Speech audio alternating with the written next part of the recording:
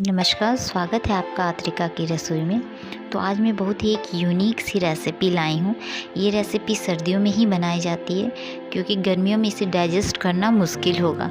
इस रेसिपी से सर्दी खांसी वगैरह दूर रहता है, तो इसे हमारे यहाँ सर्दियों में ही बनाया जाता है। और ये मेरी सासू माँ की रेसिपी है और उन्हें ये रेसिपी उनकी सासू माँ से मिली है। तो इसके लिए लिया है मैंने काली मिर्च और अदरक। तो सबसे पहले हम अदरक को साफ़ कर लेते हैं अच्छी तरीके से। इसे पूरी तरह से मैंने नहीं छीला है, तो इसे हम हल्का हल्का पहले साफ़ कर लेते हैं। तो देखिए, इसका जो हार्ड या तो फिर इसका इस तरह से ब्लैक वाला पार्ट है, इसे हम हटा देंगे।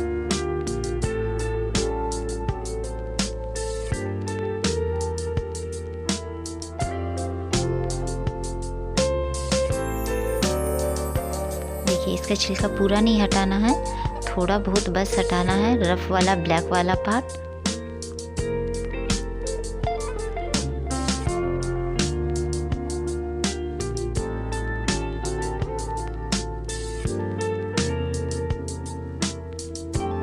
और इसके बाद हम इसे कद्दूकस कर लेंगे। आप इसे कूट भी सकते हैं, पर कद्दूकस किया हुआ का रिजल्ट ज़्यादा अच्छा आता है, इसलिए मैं कद्दूकस कर लेती हूँ। तो देखिए, मैंने पूरा को कद्दूकस कर लिया है और इसे हम दरदरा कूट लेंगे। अब एक बर्तन में लिया है मैंने घी को आप यहाँ पे गरम करेंगे अच्छी तरीके से। तो ये मैंने 50 ग्राम घी लिया है और इसे अच्छी तरह से गर्म करने के बाद ही हम अदरक को इसमें डालेंगे, क्योंकि कम गरम में अगर आप डालें तो ये बहुत ज़्यादा चिपकने लगेगा। तो देखिए, इसी तरह से इसे डालने के बाद तुरंत वो बिल्कुल बॉयल जैसा होने लगे, बबल्स आने लगे। तो इस चीज़ का आप ध्यान रखिएगा।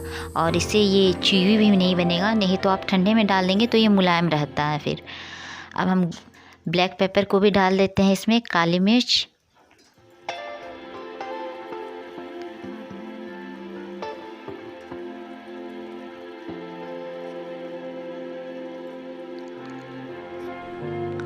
और नमक भी हम डाल देंगे।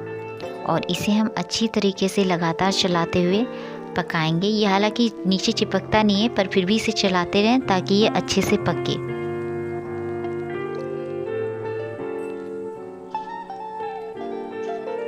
तो बिल्कुल आंच को आपको लो टू मीडियम रखना है।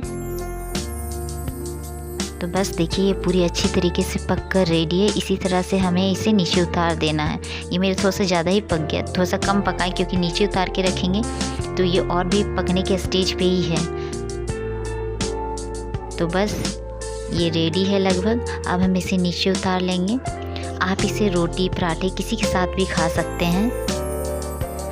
ये बहुत ही टेस्टी भी लगती है। आप इसे सादी रोटी के साथ खाएं, ये बहुत ही यमी लगती है और प्लस हेल्दी भी है। तो इसलिए मैंने कहा कि ये सर्दियों की रेसिपी है, ये गर्मियों की रेसिपी नहीं है। Thank you. Her her Mahadev.